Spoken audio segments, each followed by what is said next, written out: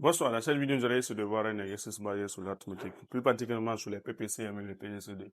On y résolvant dans n au carré, m moins d égale à 29. M là sur le PPCM de A et B, D sur le PGCD de A et B. Pour cela, comment résoudre? Si vous avez des exercices basés sur le PPCM et le PGCD, qu'est-ce que vous allez faire? La première des choses, essayez de jouer avec la définition du PGCD et aussi la relation qui existe entre le PPCM et le PGCD, deux nombres. C'est facile avec ça. On va d'abord commencer par ça. Vous avez dit PGCD de A et B.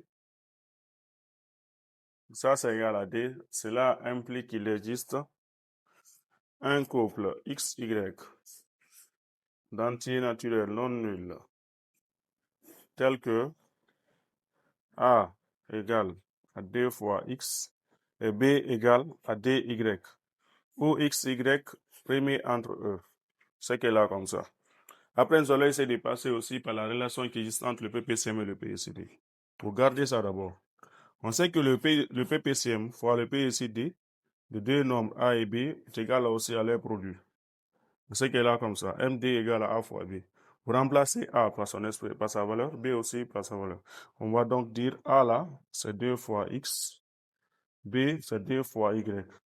N'oubliez pas que c'est M et D qu'elle a comme ça. Et là, vous simplifiez D et D. Quand vous simplifiez D et D, vous aurez M égale à DXY. Vous avez M égale à DXY. Et de l'autre côté, vous avez A égale à DX, B égale à DY. Vous venez vous remplacer ici.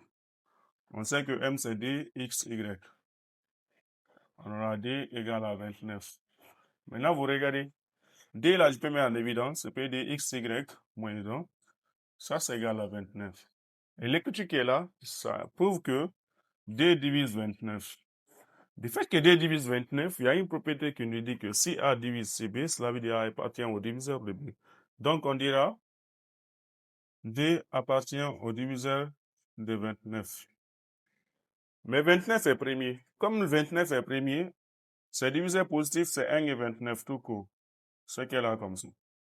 Et là, vous allez dire maintenant, pour D égale à 1,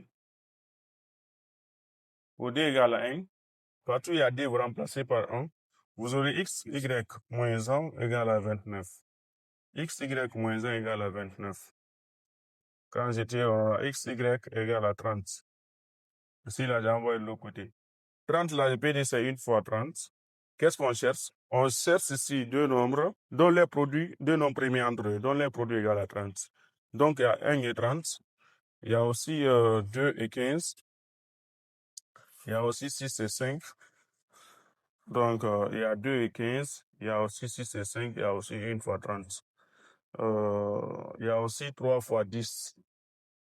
Il y a aussi 3 fois 10. Donc, on va prendre comme ça x, y, le couple là. C'est 1 et 30. Après, 31. Après, 2, 5, 2, 15. Après, 15 et 2. Là, on a 6 et 5. 5 et 6. Après, vous prenez aussi 3 et 10. Après, 10 et 3. Maintenant, du fait que D égale à 1, ça veut dire aussi le couple A et B. Dans cette situation, c'est aussi égal à le couple XY. C'est-à-dire le couple XY qu'on vient de trouver là. Ça correspond aussi au couple A et B, du fait que D égale à 1. Après, vous prenez D égale à 29. Pour D égale à 29, vous remplacez ici. Vous avez donc 29 facteurs XY moins 1 égale à 29. Les 29 qui sont là, c'est 29 fois 1. On simplifie les 29 et 29. On aura donc XY moins 1, ça c'est égal à 1. Je déplace. On aura XY égale à 2. 2 qui est là, c'est seulement 1 fois 2. Et on dira donc XY, le couple XY. Ça c'est le couple 1 et 2. Ou 2 et 1. Mais n'oubliez pas que A et B, les deux XY est multiplié par 29 pour A et B. Vous allez dire le couple A et B. 29 fois 1, c'est 29. 29 fois 2, c'est 50, ça fait 58. Après 58, c'est 29.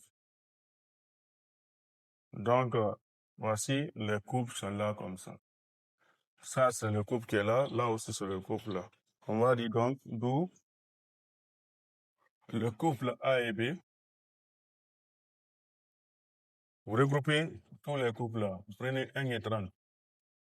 Après 31, 2 et 15. Après 15 et 2. Après 6 et 5. Après 5 et 6. Il y a 3 et 10. Après 10 et 3. Il y a aussi le reste qui est là, 29 et 58.